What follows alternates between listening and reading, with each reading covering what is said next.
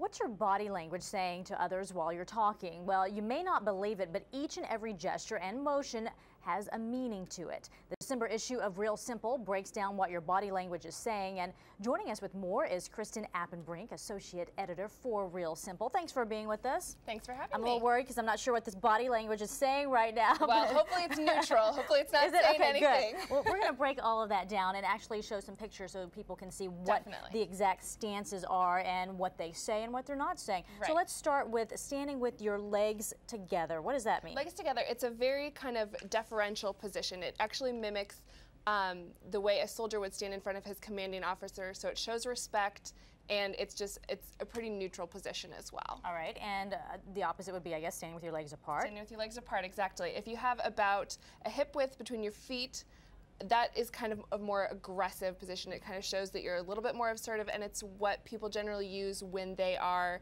arguing their point in a discussion or an argument. Do you really think that's the case, or is someone just standing that way? You know, I think it kind of depends. It really depends on the situation. If you're having a discussion that's getting a little heated, you can start to see people really stand their ground and kind of assert themselves that way. Okay. Another thing is sitting or shifting, I should say, your weight side to side. Side to side, back and forth. It shows indecisiveness. It's a little bit, you have two things that you're going back and forth between, and you know, your body really does mimic your mood in that case. I have an issue with this next one because I do it a lot, and I don't think I'm projecting what you're going to say I am when I sit like this, because for me, crossing my arms, it's just comfortable. It is. You know, that one is one where you have to be careful when you're reading it. It's a very situational thing. It could be that someone's just cold, but especially when you have arms crossed and legs crossed, that's a little bit more of a defensive position. Someone's got their guard up. To me, that's a balancing act, right? Exactly. Okay, in reading your feet in particular, there's a bit of a science to this. So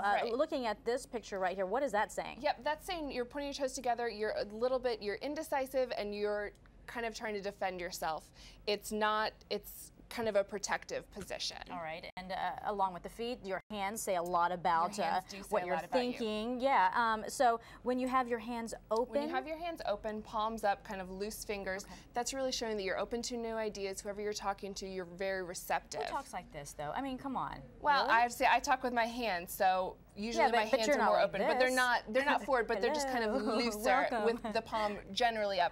Instead of down, their opposite is down with maybe your fist closed, something like that. That really shows a strong position and an opinion that's really not flexible. What about hiding your hands in your pocket? Hiding your hands in your pockets, that kind of means that you actually are hiding something. Maybe you're not giving the full story. Pockets behind your back, in your lap, something like that. Whoever you're talking to, you might not be sharing all the information. What if your hands are just cold?